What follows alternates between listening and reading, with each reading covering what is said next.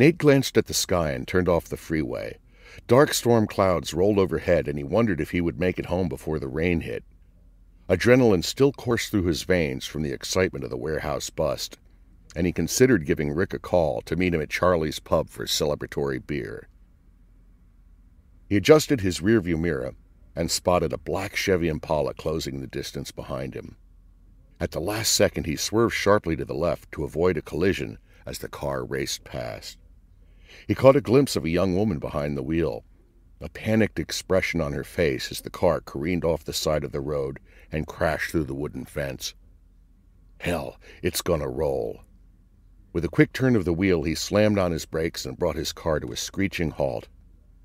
His hands gripped the steering wheel and his gut clenched when all he could do was sit there and watch the Chevy tip to the left and fall over the embankment.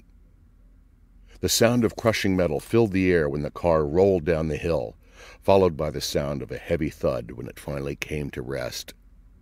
Nate grabbed his cell phone off the seat and called 911 as he ran to the spot where the car had disappeared. It had landed upright with the driver's side wedged against a tree halfway down the hill, the roof torn open like a tin can. The smell of gas filled the air. Nate leaped over the broken fence and slipped on the loose gravel that covered the hillside. He righted himself and stumbled down the steep embankment. The woman lay slumped forward, straining against her seatbelt. Nate yanked open the damaged passenger door. He crawled in and moved the deflated airbag out of the way, placing her against the seat before unlatching her seatbelt. A crack of thunder reverberated in the air. Barely conscious, she moaned softly and lifted a shaky hand to her head. He assessed her injuries. She was marred with bruises, and her head bled from a cut above her left temple. A fire ignited under the hood and billowed. Smoke flooded the car. The strong odor of gas hung in the air. His heart raced. Grasping her under the arms, he eased her back towards the door. "I'm sorry, sweetheart," he murmured, "but we need to get you out of this car." A bright bolt of lightning ripped across the sky. Hungry flames, fed by the wind, spread through the car. He pulled her from the vehicle and cradled her in his arms. With a burst of adrenaline, he raced towards the coverage of the trees at the bottom of the hill. He sprinted the last few feet to safety before the car exploded behind him with a thunderous roar. The shock of the blast nearly knocked him to the ground, and he barely managed to stay on his feet as he stumbled forward. He clasped the woman to his chest and dove behind a line of trees. Nate turned at the last moment to take the brunt of the impact before rolling over to shield her with his body. The heat from the explosion enveloped them, and debris rained to the ground. When he lifted his head, the car was engulfed in flames. She moaned.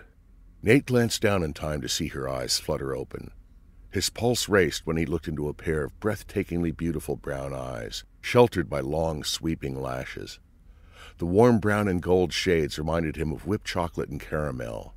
She was young and slender, with curly auburn hair that fell in thick, shimmering waves around her delicate features. "Where are you hurt?" He frowned when he noted a bruise on her cheek darker than the rest. He ran his hands over her, searching for injuries. She gasped and struggled against him. Her large doe eyes filled with confusion and fear. "Whoa there! Take it easy, sweetheart." Nate grasped her wrist to keep her from moving. "You need to remain still and wait for the paramedics." She cried out in a pained gasp. Nate froze and eased his grip. He cursed when he saw what appeared to be rope burns circling her wrists. Eyebrows furrowed, he released her and rolled to the side. He glanced down the length of her body to see the same red marks at her ankles.